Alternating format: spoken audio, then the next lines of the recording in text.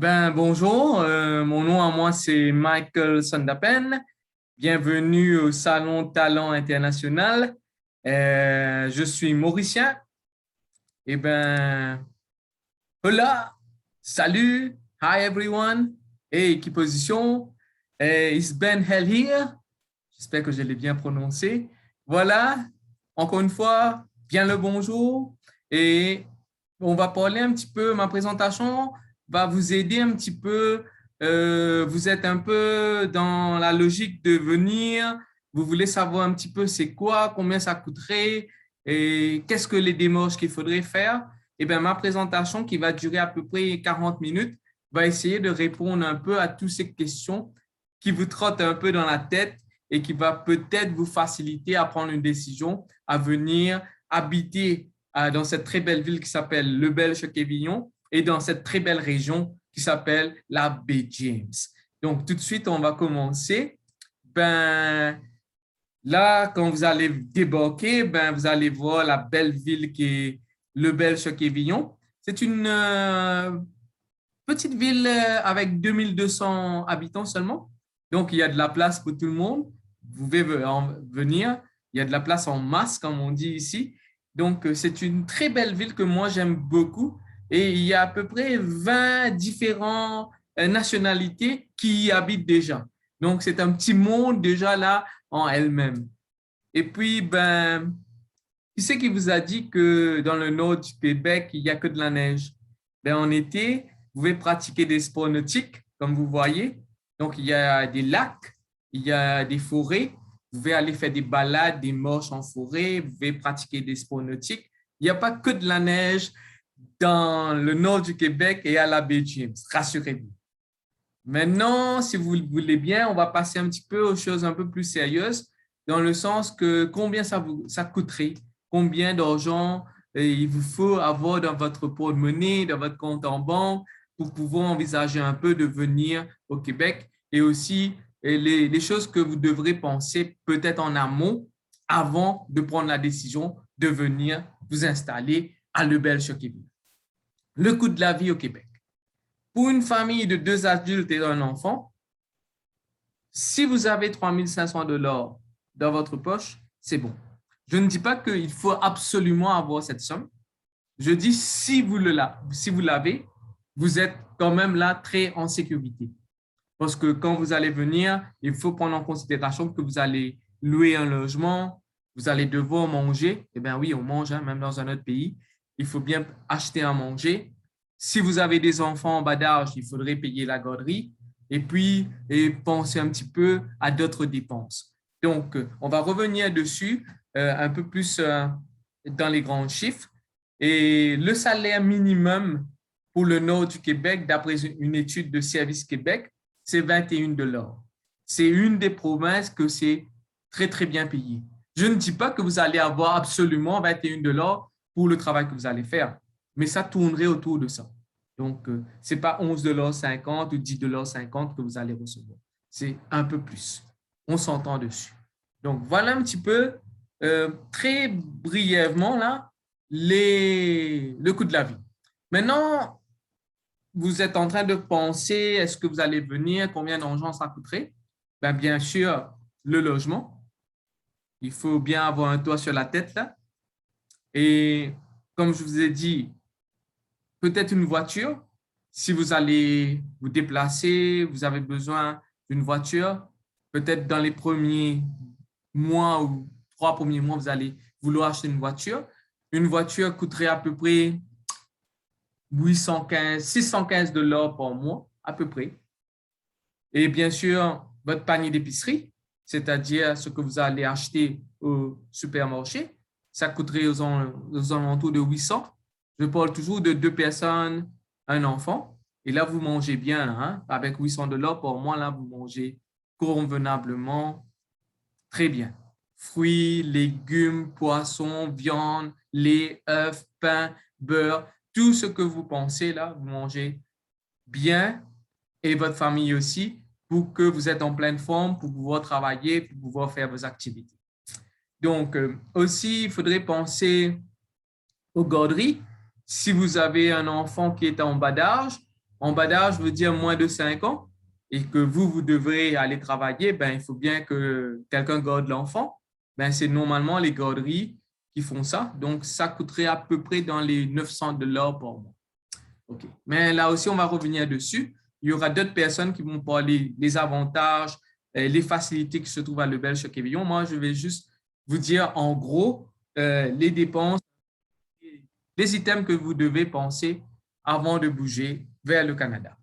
Et bien sûr, des petits sorties que peut-être vous allez faire en famille, un petit 300 $, je dirais, par mois, c'est bien. Vous voulez faire un petit tour dans d'autres villes, voir un peu les autres choses là, ben, les 300 $ pour une famille, c'est amplement suffisant. Maintenant, comme je vous ai dit, ben, il faut avoir un toit sur la tête. Et normalement, ici au Québec, le logement, ben, le déménagement et les disponibilités des logements se font surtout le 1er juillet. C'est là où il y a plein de gens qui renouvellent leur bail. Et c'est là aussi que vous avez la chance de trouver un appartement ou une maison à louer. Donc, voilà un peu les saisons que vous allez trouver. Mais ça ne veut pas dire que dans d'autres périodes, vous n'allez pas trouver. Il faut juste chercher et savoir comment chercher. Maintenant, il y a un autre terme que vous allez entendre, 1,5, 2,5, 3,5. Ben, ce n'est pas des baguettes, là, ce n'est pas des gâteaux non plus, c'est des appartements. Un 3,5, par exemple, serait donc composé d'un salon, d'une cuisine, d'une chambre, d'une salle de bain. Ça, c'est un 3,5. Et pour un 2,5 à Lebel-Choquevillon, un appartement, on parle là, on s'entend, ça coûterait à peu près dans les 700 $. Maintenant, si vous voulez acheter une maison sur Lebel-Choquevillon, ça coûterait à peu près dans les 200 000. Mais moi, mon conseil serait que dans un premier temps, vous allez voir la ville, vous vous habituez, et puis là, après une année, peut-être vous allez penser à acheter une maison et à vous installer, et vraiment. Donc, voilà un petit peu moi, ce que moi, je vous conseillerais. Maintenant, comment trouver un logement à louer? Ben, dans les petites villes, vous allez surtout le trouver sur Facebook.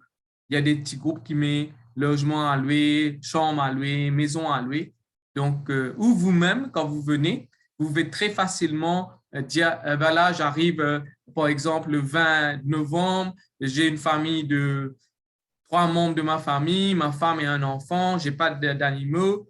Voilà, je suis non-fumeur, je cherche quelque chose à Lebel-Choquevillon et vous le postez sur Facebook. Très souvent, les gens vous répondent et vous disent, voilà, j'ai ça, j'ai ça, j'ai ça. Et là, vous allez faire les visites. Et si ça vous plaît, bien sûr, vous le prenez. Au loyer s'ajoutent les frais d'électricité et le chauffage. On s'entend qu'au Canada, au Québec, il faut payer pour le chauffage. L'eau est gratuit au Québec, on ne paye pas l'eau. Est-ce que c'est correct jusqu'à présent? J'espère que oui de votre côté. On continue. Bon, comme je vous ai dit, ben, faire ses courses au Québec. Ben, vous savez, ben, même si on est dans un autre pays, là, il faut toujours manger. Hein? Ici, très souvent, vous allez entendre et je vais à l'épicerie. L'épicerie, c'est l'équivalent d'un supermarché ou un supermarket. Donc, les épiceries, les supermarchés sont ouverts presque 7 jours sur 7. Et des fois, c'est ouvert, je dis des fois, jusqu'à 21 heures. Et des fois, un peu plus, peut-être 21h30, dépendant des jours, surtout les fins de semaine, les vendredis, où il y a un peu de plus de trafic, plus de rush, plus de mouvement, ben, les supermarchés s'ouvrent un petit peu plus tard. Ben, là aussi, quand vous venez, allez voir un petit peu les heures d'ouverture pour que vous ne soyez pas surpris que quand vous venez, c'est fermé ou vous n'avez rien pu acheter. Autre chose que vous allez entendre, un dépanneur. C'est quoi un dépanneur? Ben, ça dépanne. Et c'est-à-dire, c'est comme une petite boutique que vous allez voir, qui a un peu de tout.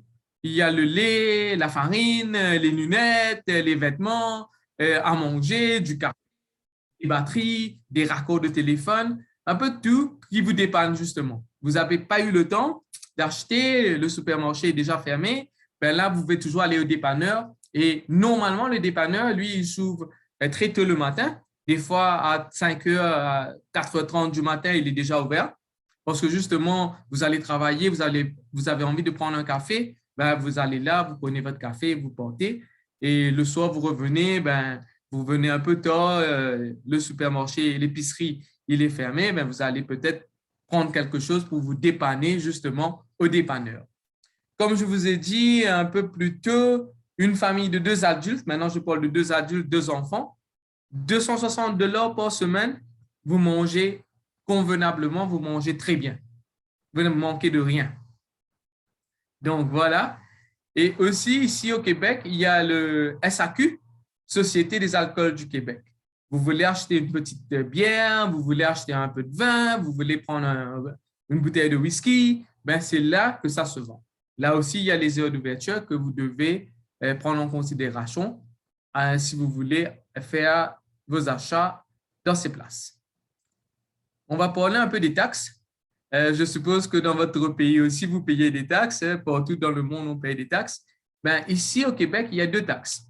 Il y a la taxe sur les produits et services TPS du Canada, qui est 5% sur le prix de vente. Et il y a aussi la taxe de vente du Québec, le TVQ, qui est 9,975%, calculé sur le prix de vente sans la TPS. Je ne veux pas aller vous fatiguer la tête avec tout ça, mais c'est juste de savoir que vous êtes taxé comme 2 fois. Donc, c'est bien de voir ça parce que des fois, vous voyez votre facture et vous dites, ah, 2 fois de taxe, pourquoi? Mais sachez qu'au Québec, vous allez être taxé 2 fois. Donc, on est d'accord. Maintenant, vous savez, comme tous nouveaux arrivants, immigrants, ben, et puis l'Internet maintenant, c'est un outil que tout le monde s'en sert. Ben, c'est pas différent au Québec. Surtout pour un nouveau arrivant, ben, il a besoin d'un téléphone parce que des fois, peut-être que l'épouse, la conjointe travaille ou le conjoint travaille et lui, il cherche un travail, donc il a besoin d'un numéro de téléphone pour pouvoir qu'on le contacte. Bon, il y a les téléphones mobiles, cellulaires, les smartphones, comme on dit, ben, ça varie. Ça peut être de 20 $ à 120 $ pour les appels sur l'ensemble du Canada. Donc, quand vous allez, surtout nous les immigrants, bien, très souvent, on a besoin de parler aux parents, aux frères et sœurs. Donc, le téléphone, c'est un outil que c'est important pour nous. Donc, vérifiez toujours auprès de votre opérateur que votre appareil, là, il peut faire des appels à l'international.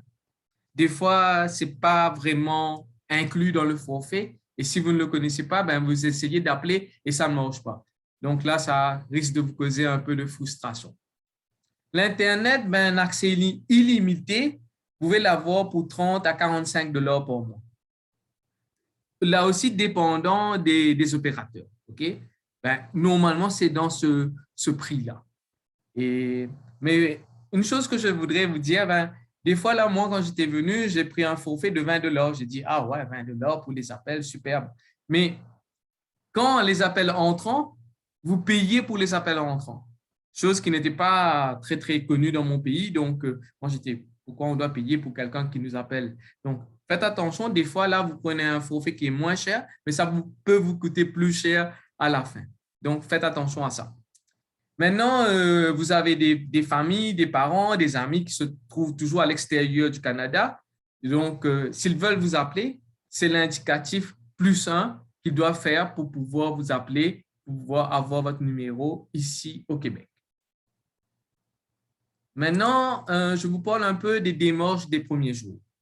Quand vous allez venir, là, je dirais les 2 premières semaines, ben, c'est important que les 2 premières semaines, vous avez déjà votre code d'assurance maladie, la RAMQ.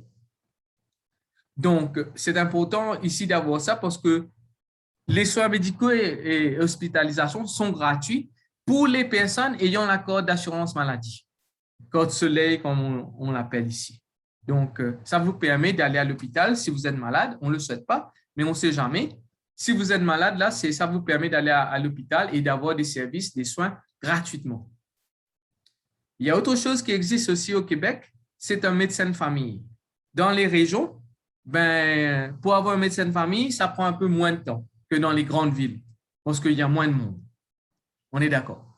Donc, un médecin de famille, c'est là que vous allez, allons dire que c'est le médecin qui va faire votre suivi, qui va vous aider si vous avez un problème, qui va vous consulter et qui probablement va vous envoyer ou renvoyer à un autre service si votre situation est compliquée ou pas. Maintenant, pour les médicaments, dépendant des assurances que vous avez prises, peut-être avec votre employeur ou avec une autre assurance, là, vous êtes remboursé dépendant, comme je vous ai dit, du package que vous avez pris pour être remboursé concernant les médicaments. Il faudrait aussi que vous ayez votre numéro d'assurance sociale. C'est très important parce que quand vous allez commencer à faire des démarches, là, très souvent, ils vont vous demander, est-ce que tu as la code d'assurance sociale, le numéro de ta code d'assurance sociale? Tout ça se fait à Lebel Choc-Évillon. Il y a des associations qui vont vous aider pour ça et ils vont faire le paperasse, c'est envoyé aux autorités concernées qui vous renvoient ça à votre adresse à vous. Donc, ces deux choses-là, il faudrait quand même moi, je dirais dans les 2 premières semaines, les avoir, comme quoi être prêt à n'importe quelle circonstance qui arrive. Maintenant, vous allez aussi souvent voir des formats prix, des family prix. Ben, ces bâtisses-là, ces entreprises, ils offrent les services d'une pharmacie. Vous avez besoin d'un médicament, vous avez besoin de tester votre tension artérielle, c'est là où vous allez. Mais ils ne font pas que ça, ils font aussi des services de photographie.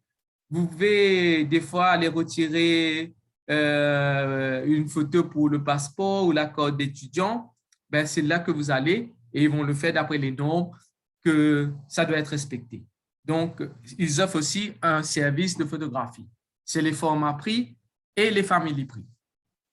Et bien sûr, comme je vous ai dit, ils font aussi des services de pharmacie sur ordonnance. Donc, vous allez à l'hôpital, le médecin vous prescrit quelque chose et vous venez, vous récupérez vos médicaments, compte paiement, bien sûr, et là, à la format prix ou family prix.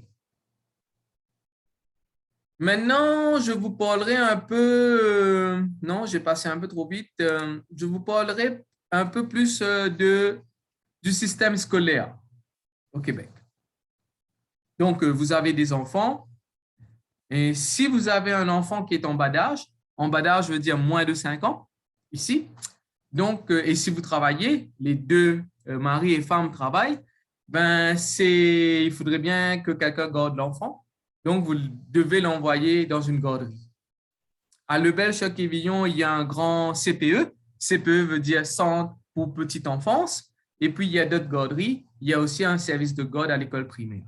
Mais encore une fois, comme je vous ai dit, il y aura une personne qui va vous parler des facilités et des services que la ville offre aux nouveaux arrivants et aux immigrants. Mais juste pour savoir que voilà un petit peu les options que vous avez.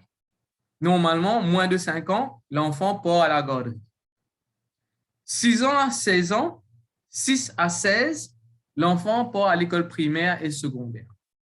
Donc, encore une fois, ben là, c'est à votre choix. Si vous l'envoyez dans une école publique, ben, il n'y a rien à payer.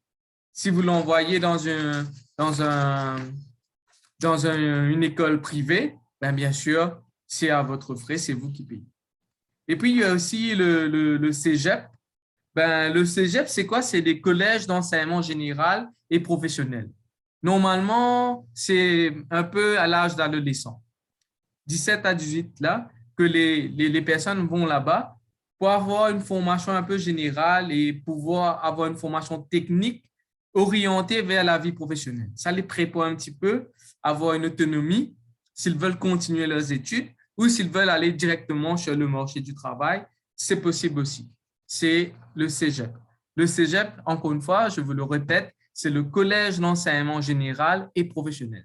Cégep, c'est ça que ça veut dire. OK? Et bien sûr, il y a aussi l'université si vous voulez aller poursuivre vos études tertiaires.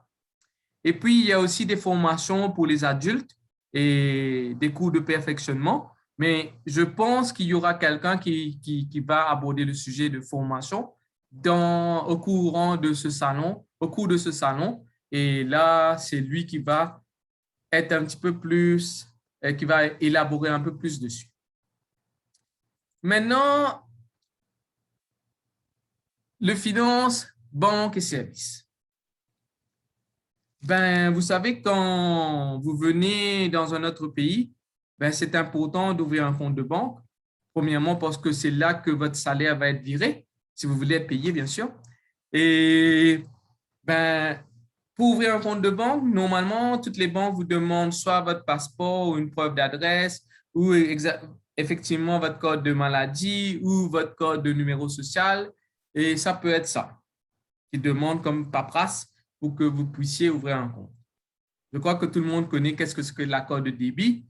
Quand vous ouvrez un compte, là, vous avez une carte de débit qui vous permet de retirer l'argent que vous avez sur votre compte.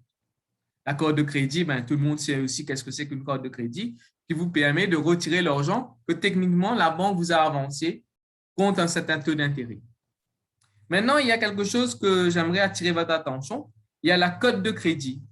Bien souvent, dans des pays comme moi, à l'île Maurice, ben, la cote de crédit n'était pas vraiment quelque chose d'actualité. Donc, moi, je ne connaissais pas trop ça. La cote de crédit correspond à votre régularité de remboursement des dettes contractées avec votre code de crédit et le remboursement de vos prêts dans le délai qui vous est imparti. Elle doit être la plus irréprochable possible quand elle détermine vos possibilités de contracter un emprunt pour des achats comme une maison ou une voiture. Votre réputation de solvabilité détermine votre cote de crédit.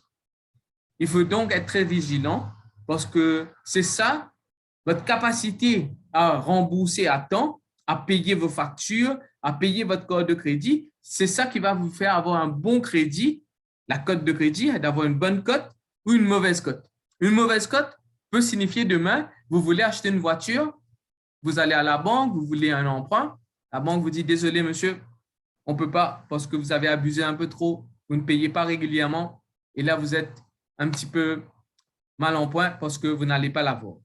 Plus grave encore, demain vous voulez acheter une maison et si vous n'avez pas fait attention à votre cote de crédit, pas cote, hein, cote de crédit, ben, encore une fois, vous pouvez être refusé. Donc, très, très, très vigilant avec la cote de crédit ici au Canada parce que ça peut vous coûter cher à l'avenir. Et puis, les chèques, tout le monde connaît qu'est-ce que c'est qu'un chèque. Ben, vous avez un chèque, vous payez ou vous recevez un chèque de votre travail, vous le versez. Ben, je n'ai pas besoin d'expliquer c'est quoi un chèque. La monnaie canadienne, ben, les pièces métalliques, les pièces là, les coins, ben, c'est 5 pièces, 10 pièces, 25 pièces et 50 pièces. Et puis aussi, rarement utilisé, c'est 1 pièce et 2 pièces. Ça, c'est très rarement utilisé, mais ça existe. Donc, les 5 pièces, 10 pièces, 25 pièces et 50 cents, comme on dit, cents. Donc, ça, c'est les pièces en métallique. Les billets de banque, c'est les 5 $, 10 $, 20 $, 50 $ et 100 $. Donc, ça, c'est les billets de banque. Il n'y a pas de 200 $. Ça s'arrête à 100. OK? Donc, mais très vite, là, vous allez vous habituer quand vous allez voir un peu l'argent et vous allez vous habituer très vite à ce dénomination, si vous voulez. Donc, voilà. Autre chose que je voulais vous parler et qui m'intéresse énormément, quand vous venez, vous avez tout quitté, vous venez dans un autre pays, vous êtes un petit peu là, les premiers mois un peu tristes, un peu, je ne sais pas, nostalgique de votre pays, et des plages, de la bonne bouffe que vous avez l'habitude de manger, ou voilà, vos amis vous manquent, les parents ne sont pas là. Ben, le réseautage, votre réseau social et amical, c'est très, très important. Parce que quand vous venez, il vous faut penser que vous avez fait un choix de venir. Maintenant, il vous faut agrandir votre cercle. Si vous restez chez vous à ne rien faire, je veux dire à ne fréquenter personne, là, vous risquez de sombrer dans une sorte de dépression où ça ne va pas aller, vous êtes triste ou je ne sais pas. Mais moi, je vous conseillerais, aussitôt que vous venez là, faites-vous des amis. où vous travaillez, parlez. Hein, moi, je suis Michael, je viens de l'île Maurice. Voilà. Les gens, ils sont curieux, ils veulent savoir. C'est normal, là. Ils vont vous poser des questions. Ah, tu viens là. Ah, tu parles français. Ah, mais tu ressembles à un Indien de l'Inde. Ah, ouais. Ah, parce que. Et là, c'est comme ça que vous faites des relations. Et aussi, ici, au Québec, il y a ce qu'on appelle le réseautage. Donc, beaucoup de choses se disent par bouche à oreille. Et tu sais, hein, Michael, là, il vend sa voiture et c'est une bonne voiture, tu sais, je le connais. Ou Michael, là, lui, il cherche un appartement et c'est quelqu'un de bien, il n'y a pas de problème là, tu peux louer ta maison ou des choses comme ça. Donc, aussitôt que vous arrivez, dans les premiers mois, je dirais, là, fréquentez les gens. Allez-y, partez. Si vous voulez participer à une association, allez-y. Culturel, vous avez un talent, vous voulez faire une soirée culinaire, invitez les gens vont venir. Vous pratiquez un sport. Moi, comme moi, là, j'aime bien jouer au ping-pong. Ben, j'ai intégré un club de ping-pong pour jouer. Là, les gens, ils m'appellent, hey, tu viens jouer, on veut. Ben, c'est l'occasion aussi d'échanger et de pouvoir connaître l'autre. Parce que quand on est venu ici, ben, probablement dans votre pays, les gens vous connaissent. Là, vous avez resté peut-être 10 ans, 20 ans, 30 ans, 40 ans, 50 ans, 60 ans même. Mais ici, les gens ne vous connaissent pas. Donc, ça permet de se faire connaître et aussi d'intégrer très facilement la société québécoise. Et les Québécois sont très gentils. Ils sont curieux. Ils vont vous poser des questions. Ah, c'est quoi tu manges? Ça sent bon. C'est quoi le curry? Qu'est-ce qu'il y a dedans? Est-ce que je peux y goûter? C'est comme ça et c'est la vie et c'est finalement, vous savez, tout le monde, le bonheur là, c'est pas seulement de travailler, mais de partager aussi ce qu'on a dans le cœur, de partager des moments de joie et aussi des moments de peine des fois. Vous vous êtes entouré, ça fait toujours du bien. Et puis, autre chose que je vous encouragerais beaucoup, beaucoup, beaucoup, c'est de faire du bénévolat. Surtout si vous avez, vous avez un peu de temps libre ou vous ne travaillez pas, faites du bénévolat. Ça va vous permettre de comprendre plus la société. Ça va vous permettre plus de comprendre un petit peu qu'est-ce qui se passe dans la société québécoise, qu'est-ce qui se dit, pourquoi on dit ça comme ça, pourquoi on parle comme ça, l'historique avec les Autochtones, la terre, l'histoire. Vous allez comprendre beaucoup de choses qui vont vous faciliter beaucoup, beaucoup, beaucoup demain quand vous allez commencer à travailler et votre intégration générale. Donc, voilà en peut-être plus que 30 minutes ce que je voulais vous dire. Ben, thank you very much. Merci. Gracias. Je ne sais pas les autres langues là. Arigato. Ben, probablement une prochaine fois là, vivement que je vous rencontre à la baie James, à Chibougamau ou le bel Choquevillon. Ça me ferait très, très plaisir de vous accueillir et à Traction Nord. Encore une fois, mon nom, c'est Michael Sandapen et bonne chance dans vos démarches et bon salon. Et voilà, au revoir pour aujourd'hui. Et si vous avez des questions, n'hésitez pas à m'envoyer. C'est avec plaisir que je vais vous répondre. Merci, au revoir.